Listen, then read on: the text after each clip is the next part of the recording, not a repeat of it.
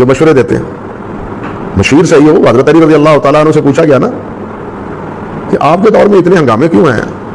حضرت ابوبکر عمر عثمان کے دور میں یہ کیفیت تو نہ تھی، آپ ہر وقت برسر پیکار رہتے ہیں. تو انہوں نے یہی جواب فرمایا کہ اس وقت ان کے مشیر ہم تھے، اب ہمارے مشیر تمہارے جیسے ہمارے مشیر ہیں، ہم ان کے مشیر تھے. لیکن بعد میں دیکھ لیں حضرت حسن رضی اللہ تعالیٰ عنہ نے مشورے بھی صحیح دیے، ان کا مشورہ نہ ماننے والوں نے مانا نہ حضرت علی نے مانا. بعد میں پچھتاتے رہے کہ کاش کی اثر کی بات مان لیتا، بیٹے کی بات مان لیتا. لیکن میمنہ میسرہ اشتر نقی جیسے وہ سر چڑھے ہوئے تھے حضرت علی رضی اللہ تعالیٰ عنہ. معاذ اللہ ثم استغفر اللہ. ہر جگہ حضرت علی رضی اللہ تعالیٰ عنہ کو یہی بھڑکاتے تھے، نہیں چھوڑنا نہیں چھوڑنا.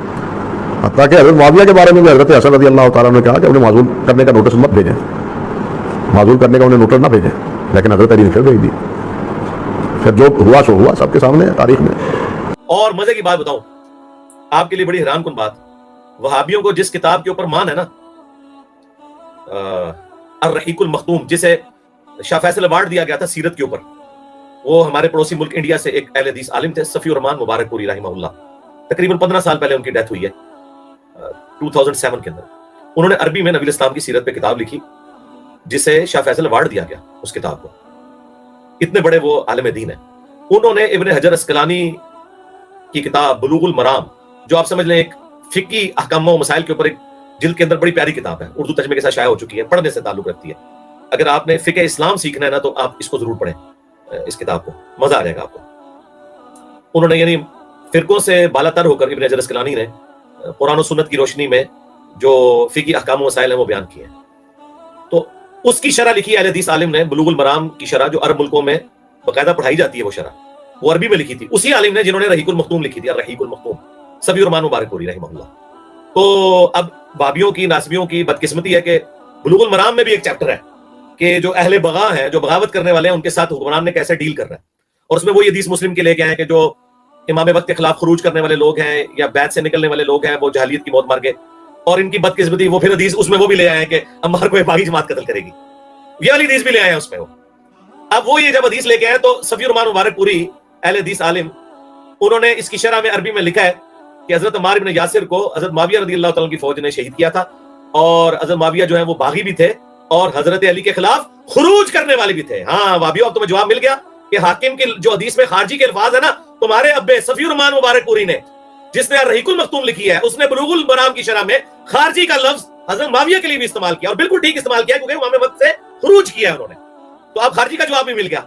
اچھا، اور یہ دارالاسلام والوں نے عربی میں بھی شائع کی، اردو میں بھی شائع کی، لیکن 2 نمبری کیا کی وابیوں نے. اردو میں جب شائع کی تو یہ فیصلہ آباد میں ایک ناسبی وابی ہے ارشاد الحق عصری، یہ وہی انسانیت سے گرا ہوا انسان ہے جس نے ہمارے استاد مولانا اسحاق صاحب پہ کفر کا فتویٰ لگایا تھا. ان کی زندگی میں جرأت نہیں تھی سامنے بیٹھ سکے، ایک دفعہ بیٹھا اور انتہائی ذلیل ہوا. تو اس نے نا وہ اس شرح کا ترجمہ کیا ہے، اور اتنا بے ایمان شخص ہے یہ کہ صفی الرحمان مبارک پوری نے حضرت معاویہ کے بارے میں خروج کا لفظ اور باغی کا لفظ بھی استعمال کیا، اور ساتھ یہ بھی لکھا کہ حضرت عمار کو انہوں نے قتل کیا اور بعد میں باطل تعویل کی. اور پھر انہوں نے وہ بھی لکھا کہ پھر عمر بن عاص نے کہا، ایک روایت میں حضرت علی کے بارے میں آتا ہے کہ کیا حمزہ کے قاتل رسول اللہ تھے کہ نہ ساتھ لے کے آتے اور نہ وہ قتل ہوتا.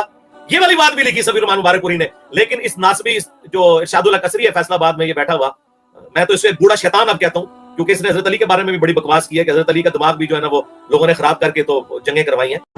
جو مشورے دیتے ہیں مشیر صحیح ہو. حضرت علی رضی اللہ تعالیٰ عنہ سے پوچھا گیا نا کہ آپ کے دور میں اتنے ہنگامے کیوں ہیں؟ حضرت ابوبکر عمر عثمان کے دور میں یہ کیفیت تو نہ تھی، آپ ہر وقت برسر پیکار رہتے ہیں. انہوں نے یہی جواب فرمایا کہ اس وقت ان کے مشیر ہم تھے، اب ہمارے مشیر تمہارے جیسے ہمارے مشیر ہیں، ہم ان کے مشیر تھے. لیکن بعد میں دیکھ لیں حضرت حسن رضی اللہ تعالیٰ عنہ نے مشورے بھی صحیح دیے، ان کا مشورہ نہ ماننے والوں نے مانا نہ حضرت علی نے مانا. بعد میں پچھتاتے رہے کہ کاش کی اثر کی بات مان لیتا، بیٹے کی بات مان لیتا. لیکن میمنہ میسرہ اشتر نقی جیسے وہ سر چڑھے ہوئے تھے حضرت علی رضی اللہ تعالیٰ عنہ. معاذ اللہ ثم استغفر اللہ. ہر جگہ حضرت علی رضی اللہ تعالیٰ عنہ کو یہی بھڑکاتے تھے، نہیں چھوڑنا نہیں چھوڑنا. حتیٰ کہ حضرت معاویہ کے بارے میں بھی حضرت حسن رضی اللہ تعالیٰ عنہ نے کہا کہ انہیں معزول کرنے کا نوٹس مت بھیجیں، معزول کرنے کا انہیں نوٹس نہ بھیجیں. لیکن حضرت علی نے پھر بھیج دی. پھر جو ہوا سو ہوا، سب کے سامنے تاریخ میں. دماغ بیٹا تمہارا خراب ہے، بنو امیہ کے ٹکڑے کھاتے رہے ہو تم لوگ، تمہارا حشر ان لوگوں کے ساتھ ہو، یزیدی پارٹی. ٹھیک ہے، اتنی زبان درازی کرتا ہے یہ خبیث انسان. اس کی ویڈیو چڑھی ہوئی ہے، اس نے حضرت علی کے بارے میں بکواس کی ہے، جھوٹ بولے، ان کی طرف غلط باتیں منسوب کی ہیں. تو اس ذلیل انسان نے جب اس کا ترجمہ کیا تو اس نے بالکل الٹ بات لکھ دی. اس نے کہا حضرت معاویہ باغی تھے اور نہ حضرت معاویہ کی فوج نے ان کو قتل کیا، عمار بن یاسر کو تو حضرت علی کے فوجیوں نے قتل کیا جو کہ خارجی تھے. اس نے یہ لکھ دیا. یہ اتنا بڑا خائن ہے. میں اس کے بارے میں وہی بات کروں گا، لعنت اللہ علی الکاذبین، جھوٹوں پہ اللہ کی لعنت. اور یہ علماء یہود کا کردار اس نے ادا کیا ہے. وانتم تعلمون، تم جانتے تو ہو. ٹھیک ہے، تو یہ اس نے یہودیوں والا کام کیا. تو یہ چونکہ آپ نے اب مجھ سے پوچھا تھا تو بڑا اچھا ہو گیا کہ تازہ میرے دماغ میں تھا. یہ سارے والے میں آپ کو بلال بھائی بھیجوں گا، یہ آپ نے اس ویڈیو میں لگانے ہیں، اور تاکہ اس وابی ارشاد الحق عصری، اس ناسبی کٹر ناسبی خارجی کی دو نمبری پتہ چلے یہ کتنا بے ایمان ہے. یہ علماء یہود کی طرح اس نے قرآن و سنت کو بدلا ہے. اس نے اپنے ابے صفی الرحمان مبارک پوری کی لکھی ہوئی شرح کا ترجمہ بدل دیا ہے. تو اگر یہ پھر واقعی انسان تھا نا، انسانیت سے گرا ہوا نہیں تھا، تو صفی الرحمان مبارک پوری کو بھی کہتا نا کہ وہ حضرت معاویہ کو خارجی اور باغی کہہ کے جو ہے رافضی ہو گیا. انہیں نہیں کہہ سکتے، وہ تو بہت بڑا عالم ہے، اس کی تو اوقات ہی کوئی نہیں ہے.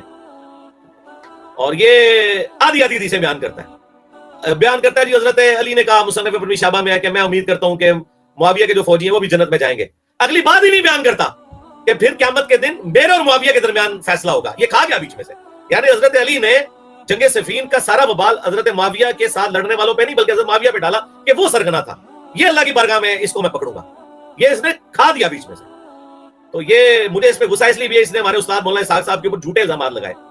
اور برے تو انداز یہ حضرت علی پہ جھوٹ باندھتا ہے، یہ اپنے علماء پہ جھوٹ باندھتا ہے، اور اتنا خائن ہے کہ عربی میں کچھ اور لکھا ہے، اس نے اردو میں ترجمہ اور کر دیا.